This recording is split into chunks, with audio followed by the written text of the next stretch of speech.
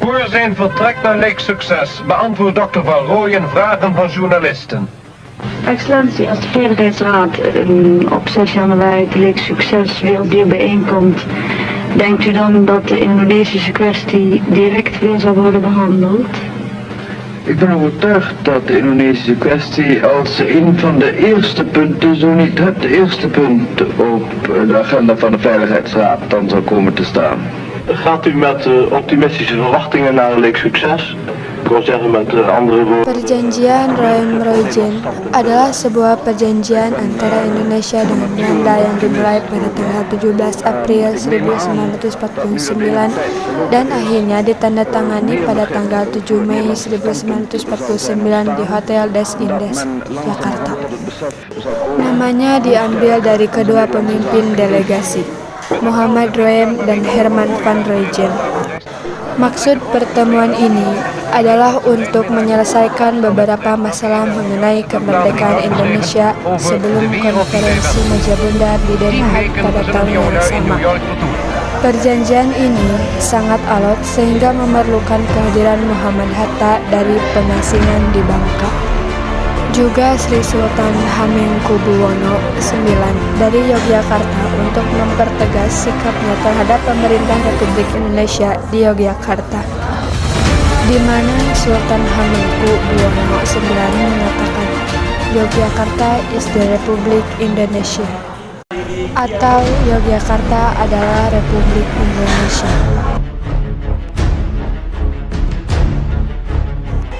Setelah itu, akhirnya Indonesia pun dapat kembali menjalankan roda pemerintahannya yang sebelumnya sempat berhenti karena adanya agresi militer Belanda II. Para pemimpin pemerintahan yang kala itu ditawan Belanda juga akhirnya dibebaskan dan dipulangkan ke Yogyakarta. Tokoh nasional sebagai delegasi Indonesia pada pertempuran tersebut antara lain Ali Sastroamidjojo Supomo, A. K. Pringgodigo, Johannes Laturhari, Ir Juanda, dan Johannes Leimine. Dihadirkan juga secara tiba-tiba Muhammad Hatta dan Sri Sultan Hamengkubuwono IX dari Yogyakarta. Sedangkan di sisi pihak Belanda, mereka mengirimkan delegasi yang terdiri dari Dr. J. Herman van Rooyen.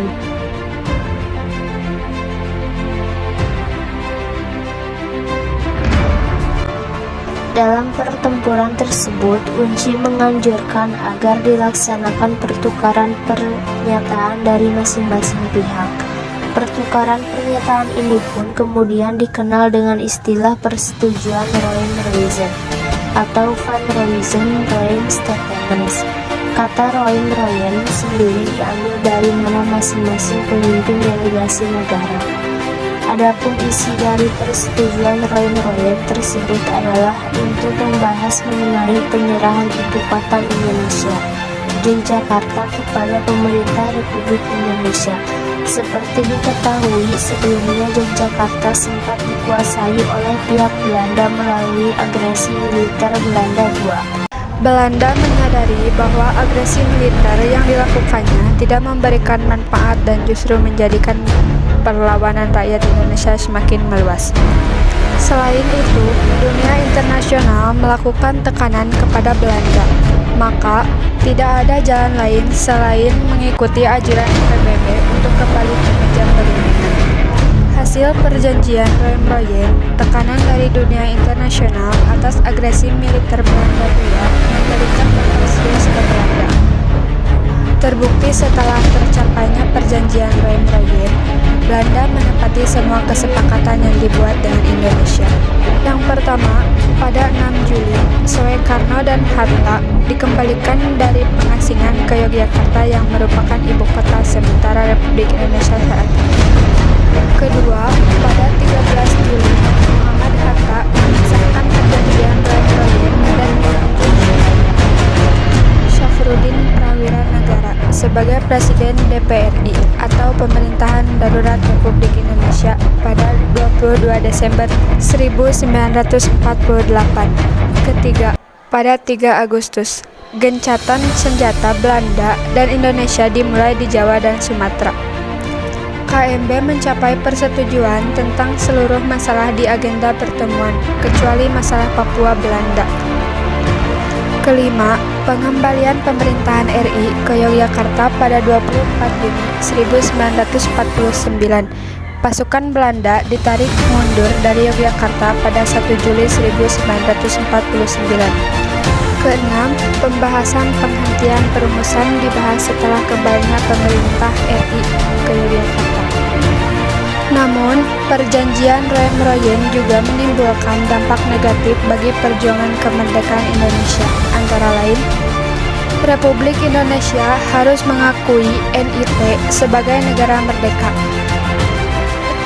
Hal ini menimbulkan konflik antara Republik Indonesia dengan NIT, yang merupakan negara boneka yang dibentuk oleh Belanda untuk memecahkan belah bangsa Indonesia.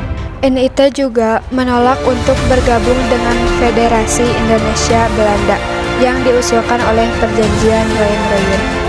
Republik Indonesia harus menghadapi tekanan dari Belanda untuk menyerahkan sebagian hak-haknya sebagai negara kemerdekaan dalam Federasi Indonesia Belanda.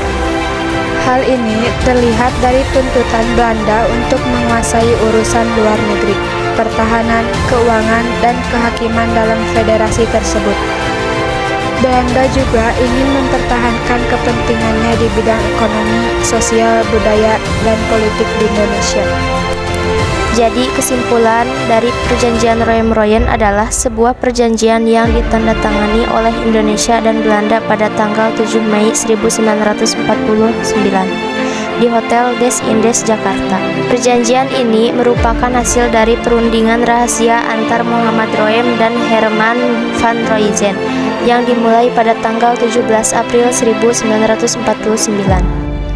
Perjanjian ini bertujuan untuk menyelesaikan konflik yang terjadi di awal kemerdekaan Indonesia, terutama setelah agresi militer Belanda II pada tahun 1948.